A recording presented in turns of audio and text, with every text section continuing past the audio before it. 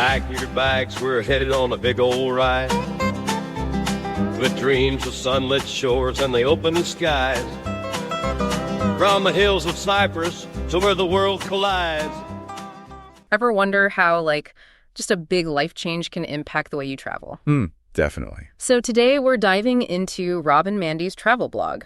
Okay. This couple who traded their life in Cardiff for a new adventure in Cyprus back in 2006. Wow, what a change. Right. And we're going to be following their 2014 trip to Istanbul through 5 blog posts looking for clues about how this move might have, shaped their travel style. Interesting. It's fascinating how our perspective shifts after a major life change. Even subconsciously, we start noticing different things, seeking different experiences. Totally. So Rob and Mandy, they kick off their Istanbul adventure with a quick flight from Erkin Airport in northern Cyprus.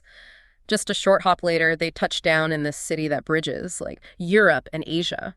I bet that feeling of landing in such a historically and culturally rich place is exhilarating. Absolutely. And they waste no time diving into the energy of Istanbul. Their blog describes a bustling waterfront scene, with locals prepping for a massive BBQ.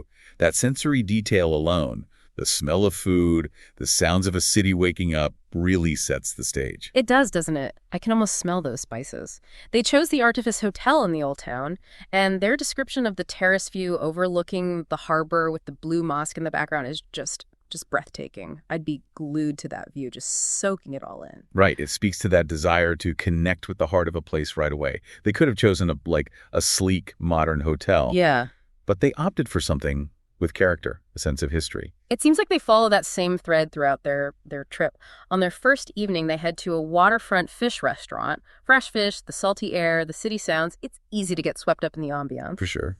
And then tucked away in a coffee shop, they stumble upon a traditional Turkish tile game. I love that they were open to these smaller, unscripted moments, embracing the unexpected. It's a great example of how travel can open us up to new experiences.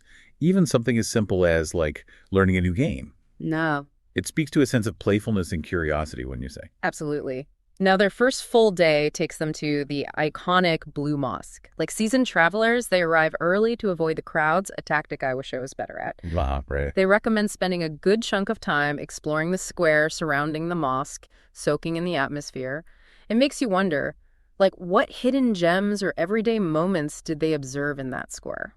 We'll unpack that more later. But for now, let's move on to their next stop, the Grand Bazaar. Over 5,000 shops dating back to 1461. It sounds like sensory overload in the best possible way. It's amazing to think about the history embedded in those walls. They mention the playful banter of haggling with shopkeepers, which adds a layer of human connection to the experience. Mm-hmm. It's not just about buying souvenirs. It's about engaging with local culture in a meaningful way. And maybe snagging a deal or two in the process. Next, they hop on a modern tram, followed by a funicular up to Taksim Square. It sounds like they enjoyed the contrast, experiencing the city's modern infrastructure alongside its historical landmarks. Yeah, Taksim Square itself is a fascinating blend of old and new. You have the Republic of Turkey statue, a symbol of the nation's history, juxtaposed with a charming old tram running down the bustling main shopping street.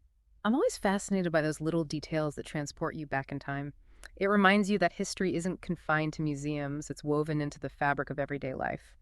After Taksim Square, they loop back to the Bosphorus ferry area, this time setting their sights on the spice market. Even without a detailed description, I can almost smell those intoxicating aromas. Right. The spice market is a great example of how travel engages all of our senses. It's not just about what you see. It's about the smells, the sounds, even the textures that linger in your memory long after you've returned home. On that note, let's pause here for a moment and shift gears to their last morning in Istanbul. They decided to visit Gulhin Park, a kind of a tranquil oasis right next to the Topkapi Museum. It seems like the perfect way to find a moment of peace before their next adventure. It's a reminder that even in a city as vibrant and stimulating as is Istanbul, it's important to find those pockets of tranquility, those moments to, reflect and recharge. Speaking of adventure, their next stop takes them on a cruise down the Bosphorus. Now, that's a bucket list experience for many. It certainly is. Sailing between two continents, tracing a waterway that has, connected empires and cultures for centuries, I can only imagine the thoughts running through their minds as they boarded that ferry. Right, and did they ever pick the perfect day for it? They describe a beautiful spring day, the sun shining, a gentle breeze blowing. They even mention the diverse traffic on the Bosphorus, massive cruise liners gliding past humble fishing boats. It's a great reminder of how travel allows us to see the world from different perspectives, to appreciate the contrasts and connections that make a place unique. Speaking of unique perspectives, they were especially captivated by the blend of old and modern architecture lining the Bosphorus. As they leave the Galata Bridge, berth on the Golden Horn, you can almost feel their awe as those centuries-old structures, those minarets reaching for the sky, give way to sleeker, more modern buildings. It's such a powerful visual representation of how Istanbul bridges the past and present. Their journey takes them past those colossal merchant ships, a testament to the Bosphorus's continued role as a vital waterway. They make several stops along the way, building anticipation for their final destination, a small fishing village called Anadolu Kavaji. Now, this is where their adventurous spirit really shines through. Instead of a leisurely lunch by the water, they decide to hike up to the ruins of Fort Euros. Fort Euros is a fantastic example of how history is often hidden in plain sight. It dates back to the Byzantine Empire and was strategically important for controlling access to the Bosphorus Strait. Standing on those ancient stones, taking in breathtaking views of the Black Sea, you can't help but feel the weight of history. And as if that view wasn't incredible enough, they spot something else in the distance, the under-construction Yavuz Sultan Selim suspension bridge. I love that they highlight this juxtaposition, a modern engineering marvel set against a backdrop of ancient ruins. It speaks to the constant evolution of a city, the way history is always being written, even as we stand on the foundations of the past. It makes you wonder if that theme, that awareness of time and change, might be connected to their move to Cyprus. Did starting a new life make them more attuned to the passage of time, the way places evolve, the way we carry our own personal histories with us wherever we go? It's an intriguing thought. Speaking of connections, let's circle back to their time in the square near the Blue Mosque. They recommend dedicating several hours to just soaking up the atmosphere. But they don't go into detail about what captivated them. I find that so intriguing. It's like they've given us a piece of the puzzle without revealing the full picture. I agree. It invites us to engage our own imaginations. What if, instead of rushing from landmark to landmark, we took the time to simply observe, to wander without a fixed itinerary, to be open to those serendipitous encounters that often reveal the true spirit of a place? I love that idea. Now, when I think about the experiences they chose to highlight the traditional game in the coffee shop, the bustling energy of the Grand Bazaar, the tranquility of Gulhain Park, it makes me wonder, did they seek out these experiences because they'd recently undergone their own significant life change? Were they subconsciously drawn to the energy of transformation, the beauty of contrast, the reminder that life is full of unexpected turns? That's a really insightful observation. It makes you wonder how our own personal journeys influence the way we travel, the things we notice, the experiences we value most. Absolutely. And that reminds me of another detail they mentioned, the charming old tram running through Taksim Square. In a way, it's just a small, everyday detail. But it also represents a tangible link to the past, a reminder that history is woven into the fabric of even the most modern cities. It's like a little time capsule, a moving reminder of the city's evolution. Speaking of time capsules, let's take a moment to appreciate their evocative yet brief description of the spice market. You're right. Even without a detailed account, their words paint such a vivid picture. It reminds us that sometimes the most powerful travel memories are those we recreate in our own minds, fueled by sensory details and a dash of imagination. Precisely. And speaking of sensory experiences, their description of Gulhain Park as a tranquil oasis really resonated with me. Even amidst the bustling energy of Istanbul, they found a place to pause, to reconnect with nature, to simply be present in the moment. It's a great reminder that travel isn't just about, ticking off landmarks. It's also about finding those moments of peace and reflection, those spaces to breathe and recharge. And that seems especially important in a city as stimulating as Istanbul. Speaking of which, let's talk about their final evening. Yes. They celebrated their friend Sheena's birthday at the Kaibul restaurant.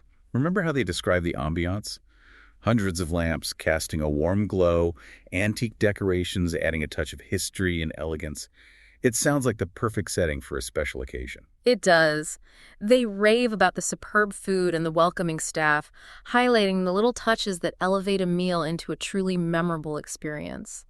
And it makes me think about how much richer their trip was because they shared it with friends. You're so right. That shared laughter, those inside jokes, those moments of connection, they add a whole other dimension to the travel experience.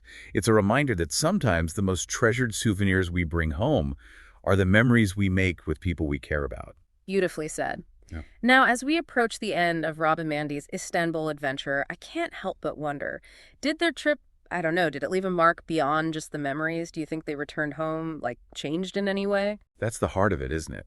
Travel isn't just about the places we go, but about how those places change us. Remember this Istanbul trip? It wasn't just a vacation for Rob and Mandy.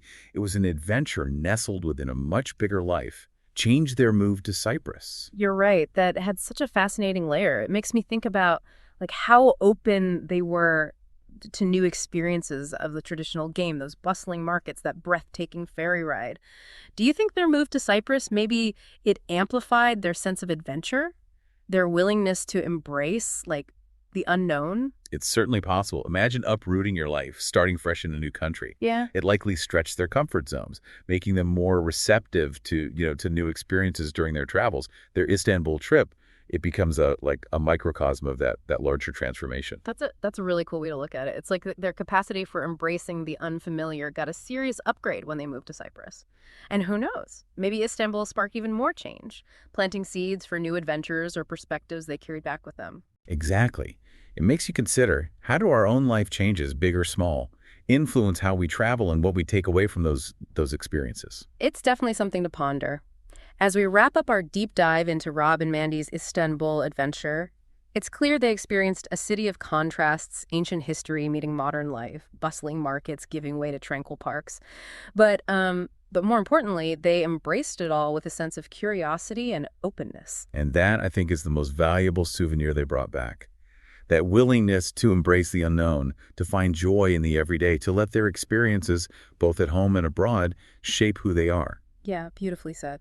So as you plan your next trip, remember, it's not just about the destination, it's about the journey, the experiences that shape us, and the openness we bring to each new adventure. Well said.